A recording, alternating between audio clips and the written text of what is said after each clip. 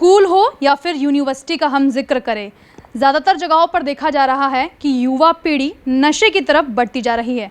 ऐसे में कई राजनेता हैं जो कि इस पर काम कर रहे हैं। हाल ही में जिक्र हमने सुना था कि कौशल किशोर जो कि केंद्रीय राज्य मंत्री हैं, वो भी इस पर काम करते हुए नजर आए।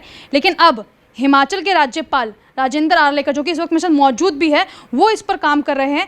थोड़ी सी जानकारी लेती हूँ, समझने की कोशिश करती हूँ, क्योंकि हम दिल्ली का जिक्र करें, एनसीआर की बात करें, नोएडा की बात करें, यहाँ तो देखा ही जाता है कि किस तरीके से युवा पीढ़ी नशे की तरफ बढ़ती जा रही है। लेकिन हिमाचल की स्थिति क्या है और आपको क्या लगता है कि किस हद तक और कहाँ तक आप लोग पहुँच पाए हैं इसे कंट्रोल करने के लिए? अभी तो कंट्रोल करने की अवस्था में हम हैं, लेकिन पिछले कुछ सालों से और नशे का प्रभाव बढ़ने लगा है। खास करके अपनी युवा पीढ़ी जो है, जो स्कूलों में, कॉलेज में, हायर सेकेंडरीज में उच्च शिक्षा लेते हैं वहाँ, तो इन सब लोगों में इस नशे का प्रभाव बढ़ने लगा है और ये चिंता का विषय है। चिंता का विषय इसलिए है कि आने वाली पीढ़ी अपनी इस चपेट में अगर आएगी तो उनका भविष्य बहुत अंधकारमय हो जाएगा। इसलिए मुझे लगता है कि सब लोगों ने इस पर ध्यान देने की आवश्यकता है और इस पर कुछ काम करने की ज़रूरत है। इसलिए हमने यहाँ इस विषय को हाथ में लिया है हिमाचल प्रदेश में।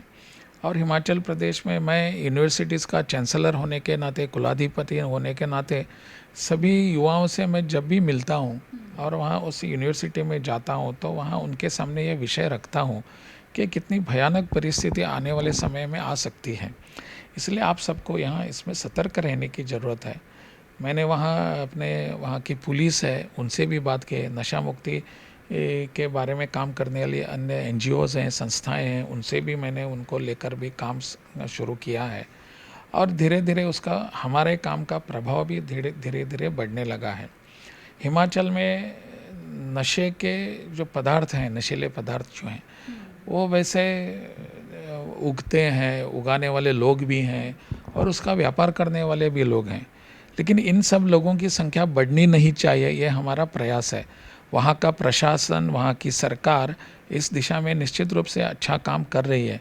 फिर भी अगर जनसामान्य इसमें अगर सहयोग दे तो ये आंदोलन, ये अभियान ठीक ढंग से आगे बढ़ेगा और नशा मुक्ति की ओर हम जाना चाहते हैं और उसका जो रिज़ल्ट हम पाना चाहते हैं वो हमको निश्चित रूप से मिल सकता है। लगातार देखा जा रहा है, जिस तरीके से भी आपने नशा मुक्ति का जिक्र किया, खासकर पंजाब को एक अलग नज़र से देखा जाता है। इसी कड़ी में नशा मुक्ति अभियान भी कई तरीके के चलाए जा रहे हैं। आप ही के भाजपा के मंत्री भी हैं, वो भी इस कड़ी में काम कर रहे हैं। आपको लगता है कि एक टारगेट, एक समय सीमा इसको लेकर कुछ तैयार की गई है, एक सोच बनाई गई है कि किस हद तक, कैसे लोगों तक ये बात रखनी है, समझाना है? क्योंकि सबसे बड़ी परेशानी अक्सर यही देखी जाती है कि युवा जल्दी जागरूक नहीं होते इन तमाम चीज़ों को लेकर।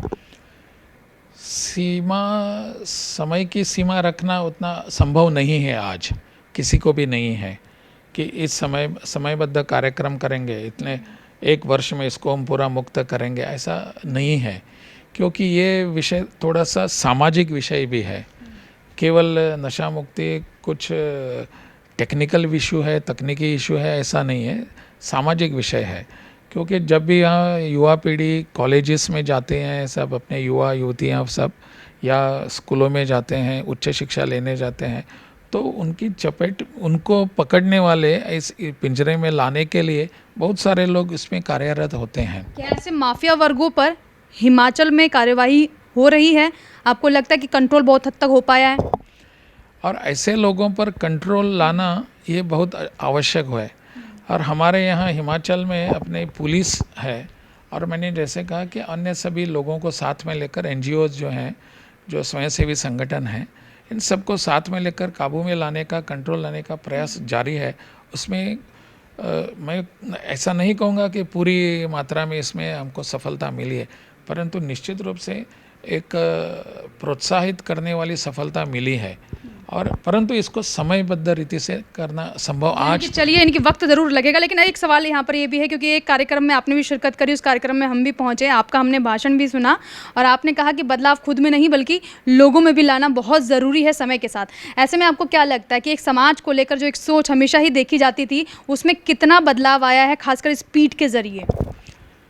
रविदास पीठ के माध्यम से आज मैं एक कार्यक्रम में वहाँ शरीक हुआ, उसमें सम्मिलित हुआ था और इस कार्यक्रम को वहाँ देखने के बाद मुझे लगा कि गुरु रविदास, संत रविदास की उनकी जो सीख है, वो सीख मुझे लगता है कि समाज में और धीरे नीचे तक जाने की आवश्यकता है और इसमें हम सभी मिलकर काम करने की आवश्यकता है। कुछ सदियों पहले वहाँ रविदास ने उन्होंने सीख दी, उन्होंने काम किया, सबके सामने विचार रखा, लेकिन उन विचारों का आचरण आज भी आवश्यक है। इसका आचरण करने के लिए हम कितने प्रयत्नरत रहते हैं, कितना प्रयास करते हैं, वो हम पर निर्भर है। इसलिए मैंने कहा कि समाज में इसके बारे में जागृति की आवश्यकता है। रविदास जी ने, संत रविदास जी ने एक विषय रखा सबके सामने कि अपनी अपनी जो परंपरा है, अपनी विशेष रूप के अपना जो धर्म है, अपना समाज है, इन सबके लिए काम करने की आवश्यकता है। आज उतनी ही ज़रूरत है कि हम अपने विचारों पर अडिग रहें और अपना विषय आगे बढ़ाएं और न कि और किसी ऐसे वैसे लोगों के चपेट में हम आ जाएं।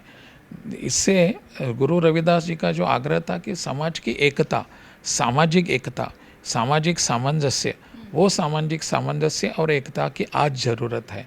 इसीलिए उनके विचार आज भी उतने ही महत्वपूर्ण हैं जो कि वो वैसे उस समय जो थे उतने ही। तो चलिए, शुक्रिया हमसे बात करने के लिए। हिमाचल के राज्यपाल हैं और साफ शब्दों में कह रहे हैं सर्वजन हिताय सर्वजन सुखाय, यानी कि अब ज़रूरत है सबको समानता पे लाने की, तभी आप विकास की अंतिम पंक्ति में खड़े व्यक्ति को आगे बढ़ते हुए देख सकते हैं। कैमरामैन दुर्गेश के साथ मैं भावना, R9 न्यूज़।